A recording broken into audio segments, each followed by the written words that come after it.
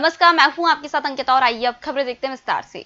भारत में corona virus के मामलों में तेजी से बढ़ोतरी हो रही है। स्वास्थ्य मंत्रालय के आंकड़ों के अनुसार पिछले 24 घंटे में कोरोना के 62,064 नए मामले सामने आए हैं। वहीं इस दौरान 1,700 मरीजों की कोविड-19 से मौत हुई है। लगातार 12वें दिन 50,000 और चौथे दिन 60,000 से अधिक लोगों में वायरस की पुष्टि हुई है। मंत्रालय के अनुसार देश में संक्रमितों की संख्या बढ़कर 22,15,075 पहुंच गई है। इसमें से 15,35,744 मरीज इलाज के बाद ठीक हो गए हैं और उन्हें अस्पताल से छुट्टी दे दी गई है। वहीं देश में कोरोना के सक्रिय मामलों की संख्या 6,34,945 है। आंकड़ों के अनुसार कोरोना वायरस से अब तक भारत में 44,386 लोगों की मौत हुई है। प्रधानमंत्री नरेंद्र मोदी आज अंडमान एवं निकोबार द्वीप समूह के लिए समुद्र के नीचे बिछी ऑप्टिकल फाइबर केबल सुविधा का उद्घाटन करेंगे। पीएम मोदी ने इस संबंध में कहा कि आज की तारीख अंडमान और निकोबार द्वीप समूह के लोगों के लिए खास दिन है। इस केबल के लगने के बाद यहां हाई स्पीड ब्रॉडबैंड कनेक्टिविटी होगी। प्रधानमंत्री मोदी ने ट्वीट किया, आज 10 अगस्त अंडमान और निकोबार द्वीप समूह की मेरी बहनों और भाइयों के लिए एक विशेष दिन है। आज सुबह 10:30 बजे चेन्नई और पोर्ट ब्लेयर को जोड़ने वाली पनडुब्बी ऑप्टिकल फाइबर केबल का उद्घाटन किया जाएगा।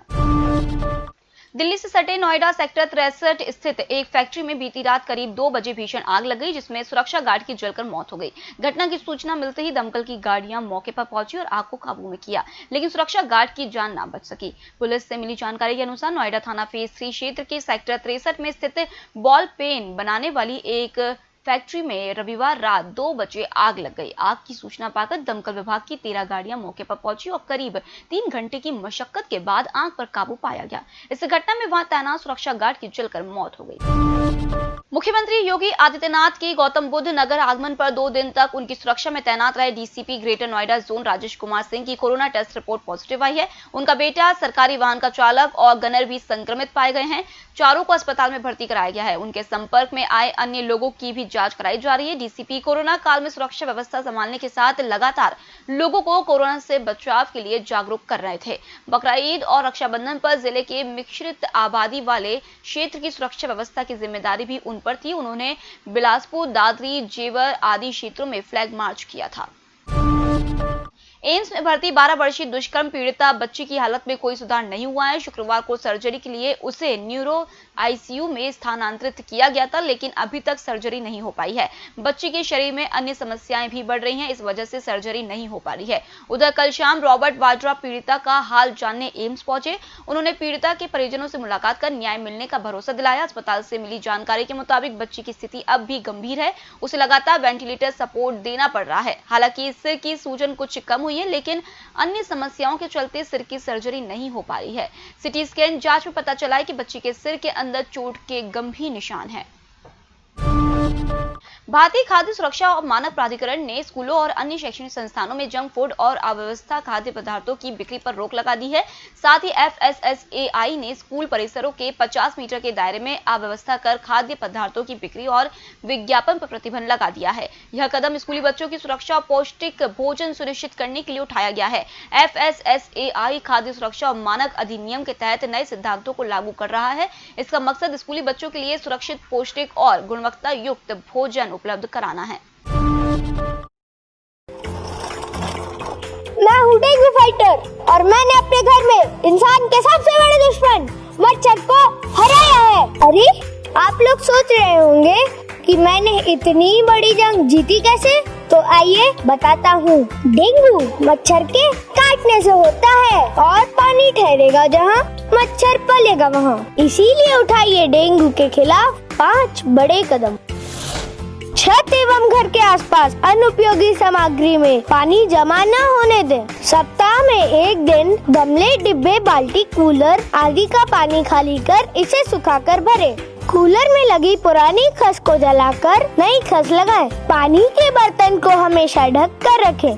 सोते समय मच्छरदानी का उपयोग करें। बुखार के लक्षण आते ही शासकीय चिकित्सालय जाएं और निःशुल्क उपचार पाएं। हमारी जिंदगी हमारी लड़ाई। भारतीय प्रशासनिक सेवा से इस्तीफा देकर राजनीति के मैदान में उतरने वाले पूर्व नौकरशाह फैजल ने रविवार को अपने ट्विटर परिचय में लिखे Jammu and Kashmir people's movement के अध्यक्ष के पदनाम को हटा दिया है। इससे एक बार फिर उनके प्रशासनिक सेवा में लौटने के कयास लगाए जाने लगे हैं। शाह ने प्रशासनिक सेवा से इस्तीफा देने के बाद इस पार्टी का गठन किया था। हालांकि पदनाम हटाने का कारण बताने वाला कोई आधिकारिक बयान उन्होंने नहीं जारी किया है। वर्ष 2010 में शाह फैजल ने यूपीएससी की परीक्षा में टॉप किया था। पूरी दुनिया में कोरोना संक्रमण का इलाज खोजे जाने की कोशिश की जा रही है। इस बीच खबर है कि दांत, खाज, खुजली की दवा आइवरमेक्टिन से कोरोना वायरस का खात्मा किया जा सकता है। यही नहीं, हाथी पांव यानी फाइलेरिया की दवा भी कोरोना के खात्मे में कारगर साबित हुई है। फाइलेरिया में हाथ और पैर हाथी के पांव जितने सूज जाते हैं, इसलिए इस बीमारी को हाथी पांव कहा जाता है। ऑस्ट्रेलिया में प्रयोग सफल रहने के बाद अब भारत में भी इसका इलाज शुरू हो गया है। उत्तर प्रदेश के अपर मुख्य सचिव अमित मोहन प्रसाद ने कोरोना मरीजों पर इस दवा के प्रयोग के लिए अनुमति दे दी है। कोरोना महामारी के चलते देश में बंद यूनिवर्सिटी और कॉलेज खोले जाने पर सभी की नजरें हैं। इस पर 15 अगस्त के बाद निर्णय हो सकता है। आज इस मामले की सुनवाई होने वाली है, जिसमें इसे लेकर अंतिम निर्णय आ सकता है। यदि इसे लेकर कोई नया मोड़ नहीं आया तो इसके बाद ही शैक्षणिक कैलेंडर जारी कर दिया जाएगा। विश्वविद्यालय अनुदान आयोग ने अपनी तैयारी शुरू कर दी है। वह 10 अगस्त के बाद इसे लेकर कभी भी अपना नया शैक्षणिक कैलेंडर जारी कर सकता है। जम्मू कश्मीर में बीजेपी नेताओं पर हमले का सिलसिला थम नहीं रहा है। रविवार को मध्य कश्मीर के बड़गाम में हमले में गंभीर रूप से घायल हुए बीजेपी नेता की इलाज के दौरान मौत हो गई। रविवार सुबह आतंकियों ने सैर के लिए घर से निकले बड़गाम बीजेपी ओबीसी मोर्चा के जिला अध्यक्ष अब्दुल हामिद नजर पर हमला किया था।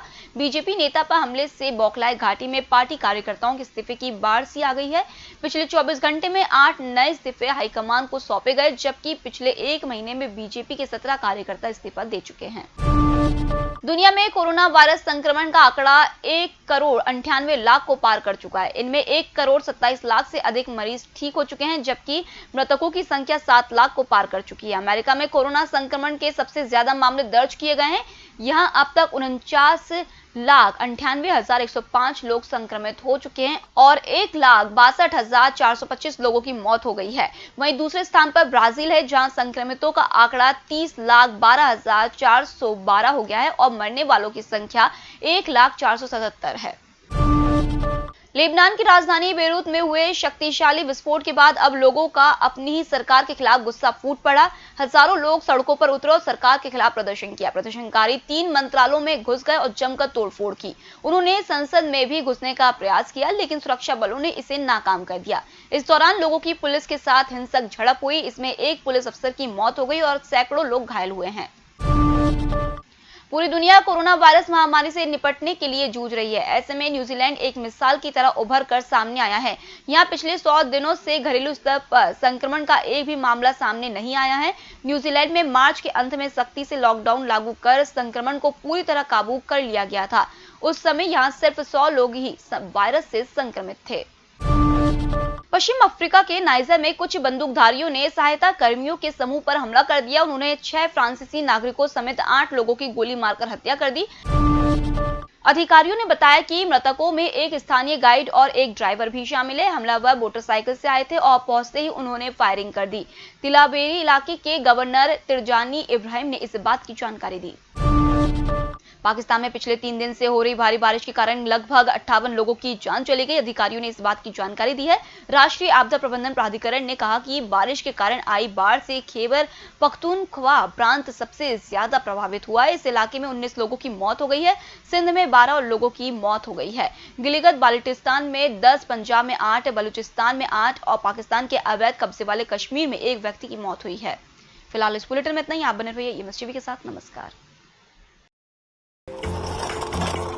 मैं हूँ डेंगू फाइटर और मैंने अपने घर में इंसान के सबसे बड़े दुश्मन मच्छर को हराया है। अरे आप लोग सोच रहे होंगे कि मैंने इतनी बड़ी जंग जीती कैसे? तो आइए बताता हूँ। डेंगू मच्छर के काटने से होता है और पानी ठहरेगा जहाँ मच्छर पलेगा वहाँ। इसीलिए उठाइए डेंगू के खिलाफ 5 बड़े कदम।